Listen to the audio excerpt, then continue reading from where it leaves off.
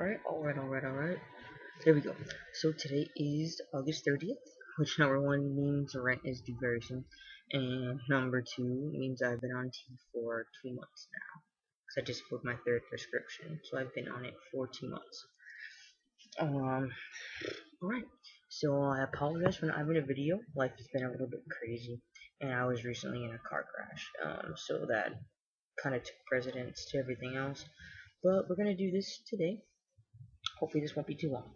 So, what we're talking about today is a very common question from what I've seen, and that is when a loved one asks you, when you try to come out as trans to them, um, why can't you just be blank? So, for instance, if you were a bio female who likes females, and you told your mother, I, I feel like I was born wrong body, etc., etc., however you did it, and your mother would say something like, well, why can't you just be a lesbian?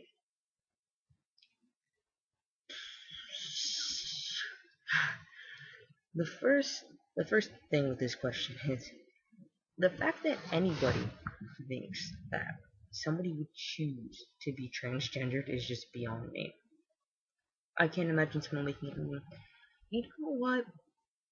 Being cisgendered is actually really boring. I would much rather have a life full of persecution and unstable job security and possible depression and a whole other slew of issues.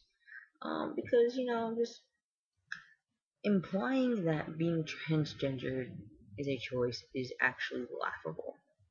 Um, I think the reason that people think of things like this is because they don't understand.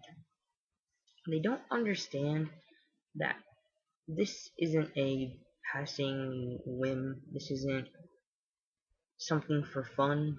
This is serious. This is life. Once you make this decision and choose to go through with it, whichever way you do, because everyone's transition is personal, it's with you for the rest of your life. So, um, well, I guess we'll start at the beginning of this process, just so you guys can kind of get a good understanding for this for those of you who aren't going through it. So you come to the realization one day, whatever, it happens. Shit, fuck, whatever it is. Well, the first thing you're gonna have on your hands is good old identity crisis at the ripe age, usually between, I'd probably say, 12 and 18. I mean, that's my own ballpark in general guess. But you're going through all those teenage years. Some are younger, some are older. It happens. You figure it out. Well, the first thing you're going to do is probably look for people who are like you. So let's say we go to the media with our generations. And what do you see in the media? Terrible, inaccurate portrayals that make me cringe. And then you have a couple of good portrayals of solid, strong, transgender characters who have a personality outside of being transgendered, who basically have every single thing that could go wrong in their transition happen. Okay, that's not a good place to start. There have been so many statistics on at least LGB in school. They get harassed more often, they're bullied more often, they're physically bullied more often, and they're more likely to attempt and complete suicide. So, and these statistics are recent statistics. I mean, there's a study right here, one of the first things I looked up right now, from 2009, and it says 8 in 10 LGBT, it's mostly LGBT students, have been verbally harassed in school, 4 in 10 physically harassed, 1 in 5 physically assaulted, and 6 in 10 felt unsafe in school. Um, this is a 2009 study. Within the past 4 years, we've had states legalize gay marriage. It's becoming less and less of an issue. Even coming up to the more recent years, we've had DOMA repealed. Even the Boy Scouts, who receive a large majority of their funding from churches, have even taken this into consideration, which never would have been heard of. The Pope said something. The Pope said something that wasn't condemning homosexuals. We're there. We're right on the cusp of that. Transgender folk don't have that. We don't have that security. There is no security like that for us out there. In the lovely state of Florida, I do not have job security. I do not have protection from discrimination. Um, there's nothing out there. But we're gonna go back to the beginning again. So you're transgender. You have those people in media. There's a high chance you're getting bullied at school. There's a high chance you're depressed or have at least one different kind of anxiety or mood altering disorder. We're gonna go on. Once you decide to come out as transgendered, wherever you lay on that spectrum, you are going to lose one thing. You are going to lose family. You are going to lose friends. You are going to lose self-esteem. You are going to lose relationships, self-worth, something. You're going to lose something. And if you show me a transgender person who hasn't lost somebody or something, I will show you someone who can really talk out of their ass, because you will lose something. Sorry, I got distracted. My roommates are clumping around out there.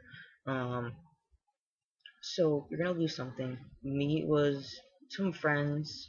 Family had a really rough issue with all of it. People are going to be questioning everything about you.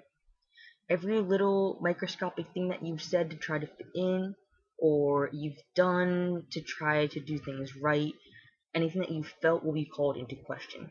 People are going to be constantly questioning you, even if they're only doing it because they want you to be 100% sure that this is, the life you want. Like once again, like you get to choose it.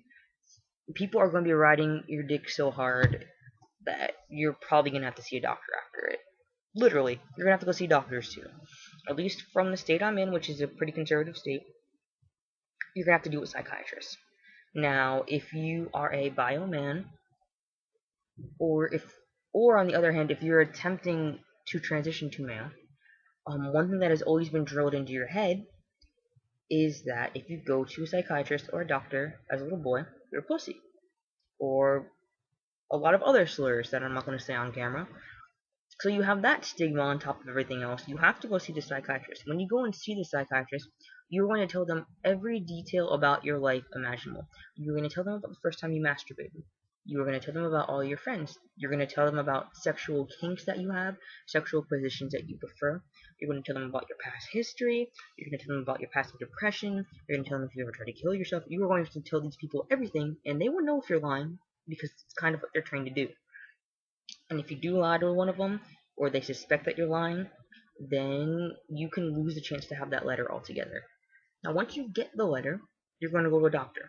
Doctor is going to run a ton of tests on you. Take tons of, I think it was like 4 or 5 vials of blood. That's going to happen. And then if you're lucky enough to get started on whatever hormone system plan you're going on, you're going to have to still see your psychiatrist or your psychologist, and you are still going to see the doctors at least every 3 months for a couple of years. Then it functions out to 6 months. Then about every year or so you need to go and just make sure that your levels are regulated. You see your psychiatrist, psychologist, make sure everything's going kosher, everything is good to go. So we're talking about, let's see, I calculated this earlier. Say you're just FTM and your prescription is $25 a month. If you are on that prescription, because you are on that prescription until the day you die, if you're on that prescription for about 55 years or so, we'll say a little bit of a late bloomer, it's going to be over $13,000 just for your prescription. It's not including your doctor's bills. It's not including your psychologist's bills. It's not including any future surgery you plan to have. It's not including the post-op work necessary for those surgeries. This is just your prescription is going to be at least $13,000. So, this is a small chunk. We also have to talk about passing. If you're trans and you want to look like what you are, you're going to have to deal with restrooms, ridicule. If you live in certain states, you will not have any protection at all. The government will not help you. You can't sue somebody if they fire you because you're transgendered. You have to have bottom surgery, full gender reassignment surgery. to get your driver's license fixed. So even if I do not feel comfortable getting bottom half surgery, if I want my driver's license to say male on it, I will have to go and get it. And nobody's going to pay for that. Insurance isn't going to pay for it. No one's paying for it except for me. And that surgery is going to be... Well, if chest surgery is one procedure usually, and it's about $10,000 with post-op and recoup, that's a multitude of different surgeries they usually perform. So, I mean, after surgery, you'd probably be looking at like a 30 G's, give or take, for a little letter to be changed on your driver's license. Is it starting to sink in yet? What else can we go through here? You went through that. You have to pay to get your name changed. In the state of Florida, the average price for your name changed is a little bit over $300. For court fees and hippity hoopla. Dating is fun. When do you tell somebody that you're transgender? Do you do it on the first day? The third date? Let's just talk about people, who are willing to date a transgender person. Let's say you're FTM. How many straight cisgender females do you think might want to date a guy who doesn't have a real dick? Now let's say you're FTM and you're gay, and we'll give you the higher estimates that 8% of the male population is gay. Well, what percent of that 8% is going to want to date a trans man? And if they do date a trans man, there's that whole other source of discrimination in there, in the gay male community. I'm not gay myself, but I've seen it happen, and it's absolutely ridiculous. We're fighting with each other here. So, the next time you want to ask somebody why they feel like they're transgender, why isn't what they have good enough, why can't they be this or this or this, the advice I'm going to have for you is to shut the fuck up.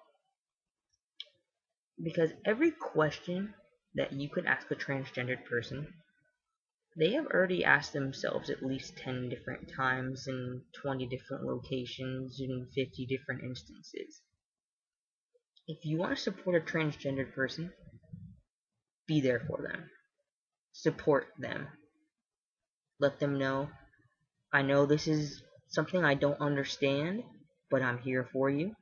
And if you need help, if you need someone just to talk to and not judge, I'm here for you. Don't question them. Number one, what fucking right do you have to question somebody else's decision? This doesn't include you. You should feel honored that they're even fucking letting you into their life on something that personal. It's none of your goddamn business. So, support. Be supportive. That's it. That's all we need. Support. That's all any person needs, is to know that something that is inherently part of them is accepted by the people they care about. I mean, don't get me wrong, we need money. We need food. Most of us need sex. I need sex to function. But what we need is support. So, think it over. Have a good one.